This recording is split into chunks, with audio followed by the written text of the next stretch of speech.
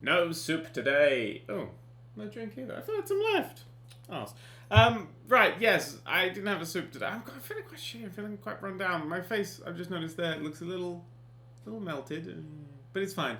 So, today I would like to talk about Steam's refunds policy that they've just announced, and it's a pretty fucking good one. This has actually fixed a shit ton of the problems that I had with Steam. So, well done. Now, if you've bought a game, you can return it within 14 days if you've played it for less than 2 hours. So if you've booted up a game and it's something like Chariot Wars, you can immediately go, whoops, that was a mistake, and get your money back. You don't even get store credit, I believe. I believe you actually get your the money you paid, whatever you paid. If I paid with real money, you get your real money back, not store credit, which is great.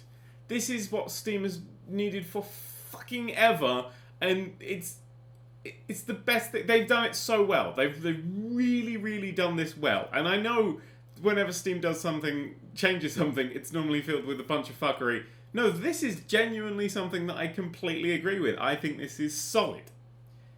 However, it's not my however, there's somebody else however. Most of the mainstream press have decided this is a bad thing. Because why is mainstream press so against the consumer? Anytime someone does something pro-consumer, they're like, oh, that's a bad thing. And anyone screws over the consumer, like, brilliant! It's kind of a bit weird.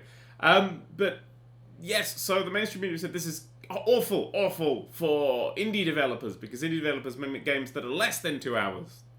And a game that is less than 2 hours, you may want to return. People may play and return. And, No. You see, there's many reasons no. One is that the Steam policy actually says if you abuse this system, then we'll fuck you over and say you can't do this anymore. So you only get refunds as long as you're not abusing the refunds, which is fair to me. But yeah, seriously, if you... what they could simply do is detect, have you got the the achievement for completing the game, and have you then gone, oh, I want a refund several times. Oh, you're not allowed it anymore. Done. We fixed that problem. Oh, some people are saying that, oh, you can write reviews when you own the game. You could write a review and then you could refund the game. Yeah, but when you refund the game, your review gets deleted. There's that problem fixed as well. But So they're saying it's really bad for indie developers because they make games that are under 2 hours. But if you've made a game that's under 2 hours, and there are many games out there that are under 2 hours, I wrote a list. Braid, that one. DLC Quest, Windows Seal, Cannibal, Capsule, that one. Rind Capsule, whatever it's pronounced. Portal, Gone Home. These are all games that I finished under 2 hours. But they're all games that I'm gonna not want to trade in because they're excellent games that I want to keep. I don't get this thing of people who go, oh, I'll just immediately refund it. I'll just instantly give it back. If you've made a fucking incredible game, like, who would go, oh, I'll trade Portal in? Like, no, Portal's worth pittance nowadays on the store. It's just, there's no money in Portal whatsoever. You might as well just keep it and enjoy it. If a game is short and cheap, you'll be like, I enjoyed that. I'll keep it. I might want to play it again. Because all the games that I'm planning for the big thing, because we've really just started... work on the games again. Like, we've probably started again now, so we are planning good stuff with that. More later. But with all the games, and we've planned our first 6, which is weird for me to actually have plans, but it was a good idea to plan stuff. I don't think any of them, maybe 1 or 2, may clock over 2 hours. I like making short, interesting experimental games. That's what we're going to be doing. And I think this is a great policy, because this gives the consumer, 1, protection, but 2, lets them take risk. And if you let a consumer take risk, go in the store and go, look, you can buy anything here, and if it's shit, it doesn't matter because you get your money back. That is superb. That is what we need, because now if you go on the Steam store, you're like, oh, what's this? Oh, I'll have to watch at least 20 reviews to make sure this isn't shit. You can't just go on Steam. There's no sort of, like, little chocolates by the way you're paying. There's no chocolates by a cashier. There's no impulse buying on Steam anymore, apart from possibly on sales, because a lot of the new stuff that comes out there is shit, and now you can do that. Consumers taking risks means more people are going to play your game. More people playing your game is more people playing your game. More people spreading your game. That's good for you. And a few of them may return it. A few of them may go, rah, rah, rah, rah. But eventually they'll be stopped from returning stuff.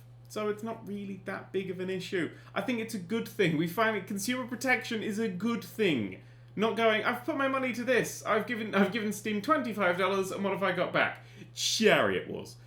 That won't happen anymore. You go, oh, I've got Chariot. No, that can fuck right off back there. I'll take the money back.